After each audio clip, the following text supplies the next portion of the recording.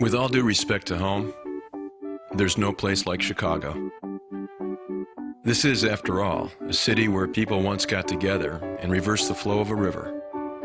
A city that started rebuilding itself before the embers of the Great Fire had even stopped glowing. And a city that thumbed its nose at the glaciers that flattened it by building towering mountains of steel and glass. In Chicago, impossible is a noun and nothing more. This is, after all, a place of no small plans, or medium-sized ones for that matter. Here, you don't have to search for inspiration. You run into it on almost any corner. Indeed, the entire city seems to be a monument to man's potential. A place where the best and the brightest become even better and shine even brighter. Architects, musicians, business leaders, all inhale the fresh breezes off Lake Michigan and breathe fresh air into their respective fields. The city of broad shoulders? It might be more accurate to call Chicago the city of broad horizons. For one could make a strong case that the things that happen here couldn't happen anywhere else. That the unique combination of spirit and beauty and people all mixed together to create an environment where anything's not only possible, it's probable.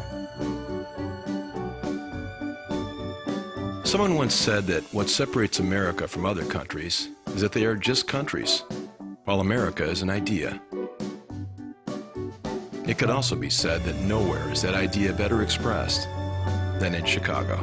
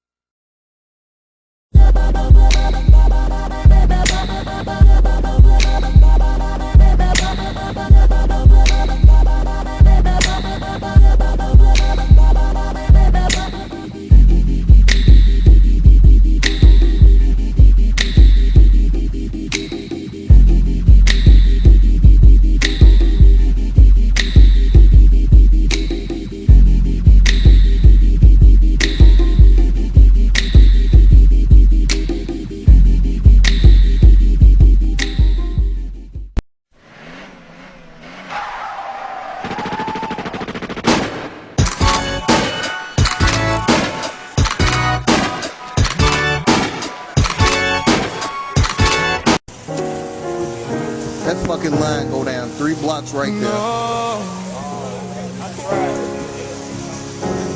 This the 4th block. I'm dead damn serious. This the 4th fucking block. Like, they wouldn't believe us if we didn't film this shit. 3 blocks wrapped around 4th block. And this make 5. We crossed the alley. That's 5 motherfucking blocks. It's an emergency. That shit is ridiculous, man. Yeah. Somebody save me. Yeah. Oh yeah, that's 5, 6 fucking blocks. If we turn here, there will be 6 blocks. It's an emergency. We're trying to see if gummy bears and shit. This is the 6th block. Wrap back around. Basically what they do, they need to just take you out. Somebody save me. Because if they don't, this shouldn't be all. Like I said, honestly, what they should have did when you registered, they should have took that ticket number and did like a raffle to call people in for interviews, like the best candidates. I think this is gonna be 7 months though. You know, look at these motherfuckers. I told you they got chairs and shit. Damn, why you doing that? That's how you know now. No, don't you hear them people say they done?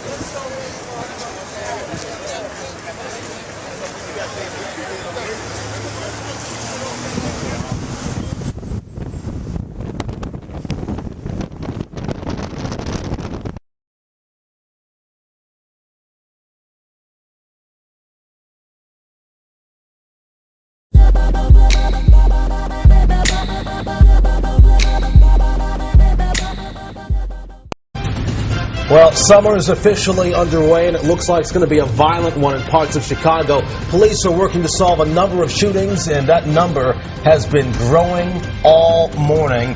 And that is first on Fox Chicago News at noon. Good afternoon to you. I'm Corey Chambers. Thanks so much for joining us. And I'm Jan Jeffcoat. Patrick and Don both off today. Chicago police now confirm more than 50 people were shot in the city from Friday night through this morning. 8 of those people have died. And in the past few hours, we got this video into our newsroom of a developing scene near railroad tracks at 90th and Holland. Some video that we're going to show you here in a minute. Police say 2 bodies were found there. Right now, it's being classified as a death investigation. Anita Padilla reports from the west side where a shooting at a barbecue sent several people to the hospital, including a 1-year-old girl. Good afternoon. It certainly has been a deadly Father's Day weekend, and since we've been reporting this morning, the numbers continue to grow. Police are telling us that close to 39 people, close to 40 people have been shot in separate incidents around the city of Chicago. Among them, 4 people are dead. And then there is that 1-year-old little girl who suffered a bullet graze wound to the ear. She's going to be okay, though. That is the good news. But in that incident, that one actually happened around 12:30 this morning in the 1300 block of West Hastings, which is near the old Abla homes. Police are telling us that there were a number of people standing outside when somebody opened fire on the group there. 4 men were shot, as well as the 1-year-old little girl. She did suffer a bullet graze to the ear. She's been treated and released, so she's going to be okay. But of the men, one of them was shot in the face and the abdomen. He is in critical condition.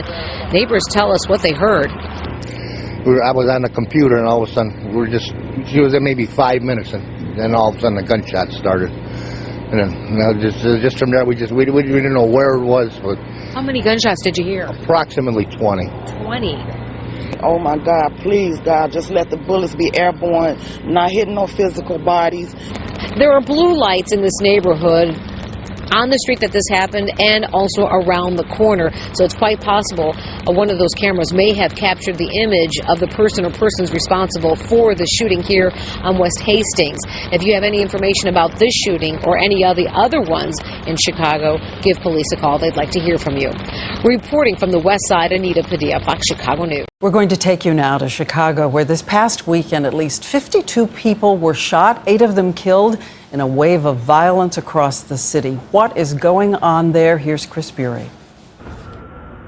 The mayhem at this housing project made no more sense than any of the other shootings. A Father's Day party boiled over. 5 shot, including a 1-year-old girl. Gunned down in a weekend of violence so typical it didn't even make the front pages. They're waging war in the streets of Chicago, and we're losing children every single day. Most of the shootings took place in poor neighborhoods, far from downtown and tourist attractions. One reason much of the city seems to be shrugging its shoulders. I think people just say, oh, it's a bunch of gangbangers shooting at each other. Unfortunately, though, often a lot of innocent people get caught in the crossfire. The losses are staggering. Today, this family learned that their 17-year-old was found shot to death just this morning. I mean, this is crazy. I mean, they didn't have to kill my son. A dozen gunshot victims came here to Stroger Hospital. 1 died, others are hanging on. We had a young girl come in that was shot in the back and will probably be paralyzed for the rest of her life. For the rest of her life. The shootings now commonplace in a city where gangs are powerful, guns plentiful. Beyond the guns and the gangs, the city is coping with a street culture in which all too often the silliest squabbles lead to deadly force. I think people have just grown up thinking that, you know, if I'm mad at you, I'm going to grab my gun and shoot you. So 52 shot, 8 dead in only 3 days, and the city seems all but numb to an epidemic of violence. Chris Bury, ABC News, Chicago.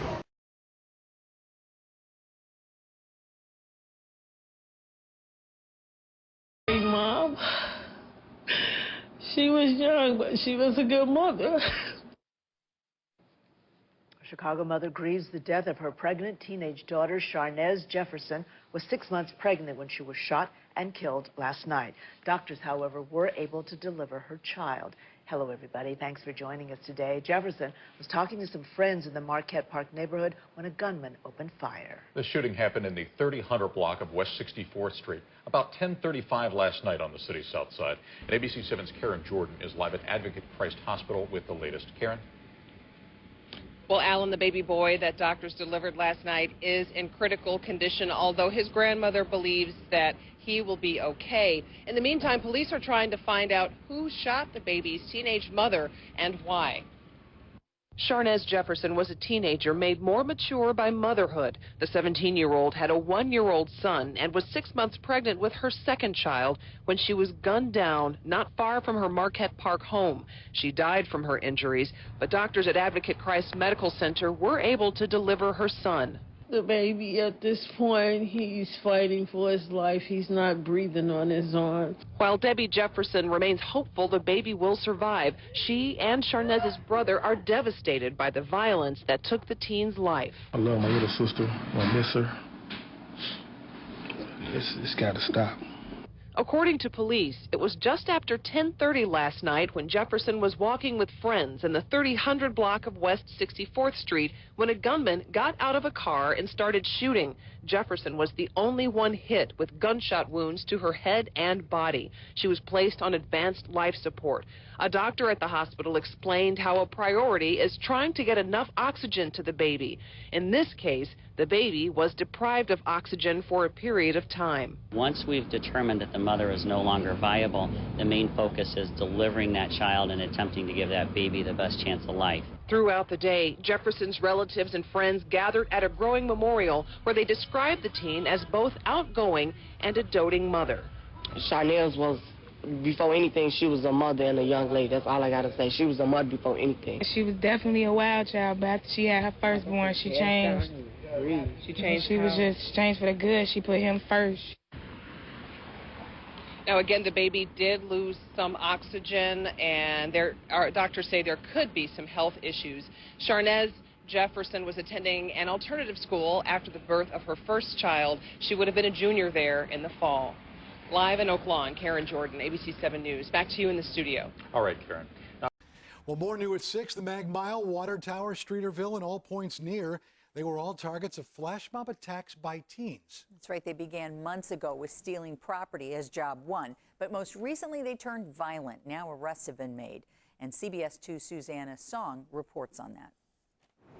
Northwestern University put out an alert when a man was viciously attacked by a mob of teens here at Lakeshore Park, a friendly downtown space where people often walk their dogs and play tennis. It was concerning, obviously, because my wife had been walking the dog here an hour after that. Police say the first victim had just parked his scooter on Chicago Avenue around 8:30 Saturday night when 15 to 20 teenagers threw a baseball at his face, knocked him to the ground, and punched him repeatedly.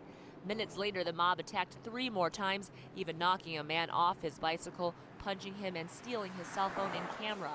Last night, police, with the help of one of the victims, spotted and arrested some of the teens responsible. Police have charged these 3 as adults: 17-year-old Devontae Sykes, 17-year-old Travis Pickett, and 18-year-old Durante Wright with felony robbery and mob action. 2 other 16-year-olds and another juvenile were also charged. It's a popular part of the city. It draws a lot of people from other parts of the city, and so from what I understand, it's not the first time that some sort of kind of incident like this has happened. And just a few minutes ago, I actually talked with a man who was walking his dog behind me, and he said that he plans to move out of this area because of all the recent crimes. He said what happened over the weekend is not an isolated incident. He said these flash mobs have been hitting this spot for several months, and he's just really concerned that police haven't been patrolling this area very often. But we did speak with police last night. They did say they will increase patrol here in the Streeterville area. And back to that story I just shared, those 3 teenagers who have been charged as adults, Steve and Roseanne, they plan to appear in bond court later today. All right, Suzanne, and you know, living in that area, I have seen an increased police presence and do see a lot of police lately, so that is a good thing. Yeah, the worst part about it is I'm sure people would offer up their wallet, would give it up, but they're getting beaten anyway. True. Scary. Thanks, Steve. Off tonight. We begin with some breaking news. A fast food restaurant is now a murder scene after 6 people were shot, 2 killed. It happened at the Church's Chicken in the 6600 block of South Halsted. That's in Englewood. CBS 2's Kristen Hartman picks up the story live from the scene. Kristen. For 2 Chicago families, 2011 is ending very sadly. That is because of a shooting here in the Englewood neighborhood. As you can see, police are still on the scene behind me. They responded to gunshots at about 6:50 this evening. The bullets killed 2 people and left 4 others critically injured. Those 4 went to Stroger and Christ hospitals. We're told they range in age from 16 to 58. Police say it all began with a fight between 2 people. One cop on the scene believes it was gang-related. The guy with the handgun chased the other person inside the Church's Chicken and opened fire, hitting a total of 6 people inside the restaurant. Word of the shooting spread. We interviewed 2 young women who think they know one of the deceased. Why him? He don't do nothing wrong. I don't never hear his name. He always write me on Facebook. Like, cousin, is you all right? Is you okay? To me, he ain't no bad kid. Please, for Christmas, for New Year's, give me my Mac. I can't take this. He ain't do nothing to nobody.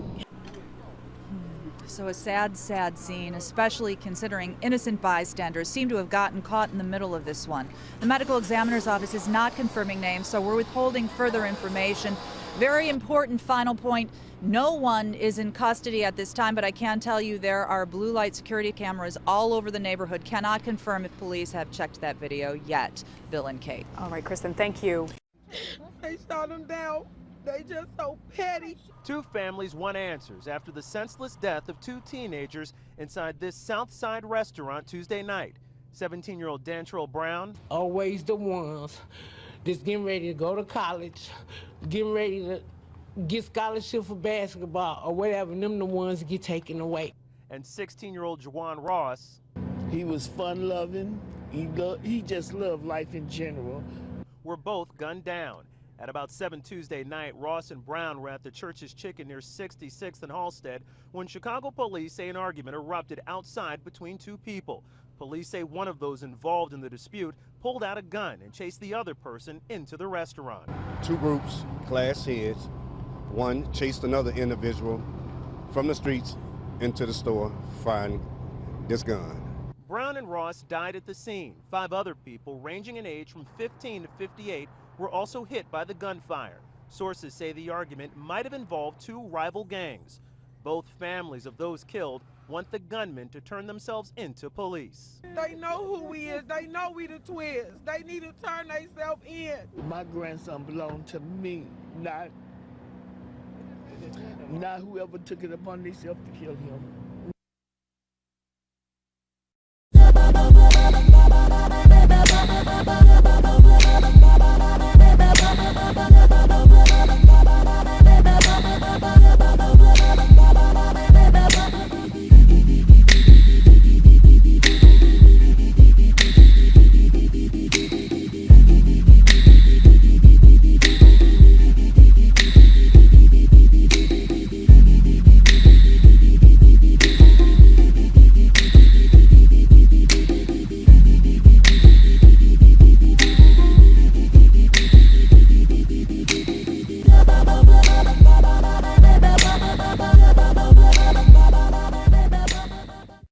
Last night at the top of this broadcast, we looked at the epidemic of deadly violence taking the lives of children in Chicago. Tonight, we have a closer look at the city's gang violence that is responsible for most of the 34 Chicago students killed. Last night at the top of this broadcast, we looked at the epidemic of deadly violence taking the lives of children in Chicago. Tonight, we have a closer look at the city's gang violence that is responsible for most of the 34 Chicago students killed and almost 300 wounded in the past year. Chicago has an estimated 100,000 gang members, and law enforcement faces an enormous task. Our justice correspondent, Pierre Thomas, was granted extraordinary access inside the battle. It's 5 a.m. at a secret location in Chicago. Heavily armed U.S. Marshals and local police lock in on a target. He is a gang member. He's a UVL. an unknown vice lord. Pretty much everything they do is through fear and violence. Police, come to the door! The suspect's not home, but minutes later he unwittingly walks into the dragnet. What's your name? My name? Yeah. My name Antoine. Got him. Some suspects are defiant, like this member of the A.B.P.S.N gang. You're A.B.P.S.N, aren't you? Yeah, all of that. It's been a busy morning. 5 suspects arrested in 4 hours, all wanted on drug charges, all suspected gang members. Across town, the FBI is working with Chicago authorities to dismantle gang leadership. In this undercover surveillance video, a female gang member sells drugs in broad daylight. That is her 4-year-old daughter holding the drugs. She was a member of the New Breed gang that controlled this one-block area that included 8 buildings. This gang was making approximately $80,000 per day in drug sales. 18-month period, there were 9 homicides and a like amount of aggravated battery shootings that were reported. Only after authorities took out the gang leadership and arrested 56 gang members from the housing complex was there any real peace. But it's a battle for police to keep pace. That was clear when we went to Cook County Jail, the largest in the nation. We've got approximately 9,000 male inmates here, and a good 90% of them, probably closer to 95%, are gang members. This is a gang, it's the Latin Saints. But authorities are the first to admit they cannot arrest their way out of this problem. It's not clear that we can really break up the gangs. It might be the case that the most we can hope to do is reduce the degree to which gangs engage in violence. Do you remember why you joined? Because I liked the lifestyle that they was living, money, the girls, the cars, you know, they had it all. I ain't seen no wrong with selling drugs. Have you been shot at? Yes. Have you shot at people? Yes. It's either me or him, so really kill or be killed. I'll be thinking when my turn coming, because it's coming. So you don't expect to live to be an old man? No. The cycle of violence will be hard to stop. Pierre Thomas, ABC News, Chicago. Tonight, the ABC7 I-Team takes you on the streets for one night in Chicago. Their assignment, find out what it's like for those who live in urban America's deadliest sector, where it's so dangerous there have been calls to deploy the National Guard. Investigative reporter Chuck Gowdy joining us tonight with a look at what they learned. Chuck. Kathy, Ron, we have been to Baghdad and we've been to Bosnia, in hurricanes and earthquakes, at riots and at ground zero. But how could the I-Team safely report on this one night in Chicago prompted just as serious discussions in our newsroom? And with good reason. Just as we were arriving in the Gresham Police District, 10 miles due south of Chicago's Loop, even before we reached for the cameras, 5 shots were fired across the street from us, and where detectives were making a drug arrest. As the sun set on a warm Chicago day, there was no pretending that one night on the streets was going to be anything other than a glimpse of reality. But this year, Chicago's image has been defined by shots heard and seen around the world, usually snippets of carnage and mayhem.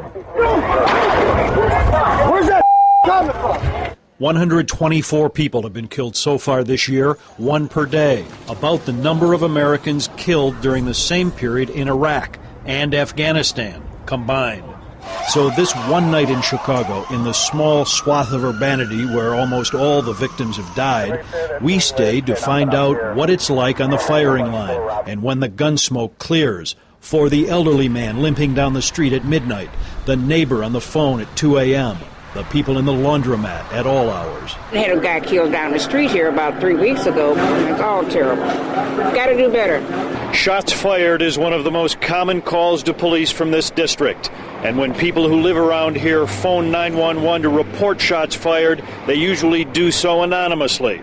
Sometimes the shots hit, sometimes they don't. This person might not be shot. On this night, the police spent hours responding to calls of shots fired from alleys and gangways, on street corners, in parking lots and living rooms. At midnight, as Ernestine Hansard was returning home from work at a Southside nursing home, she dodged 3 gunshots on her block. It scared the fool out of me, so I called the police. Because I was watching them run, and we was telling them that they running towards Ashland, going eastbound.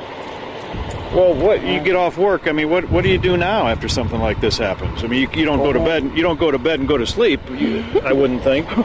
No, I'm really going home to watch a movie. As paramedics treated the intended target, injured when he dived for cover, neighbors were still shielding their children from what they say is an every-night occurrence.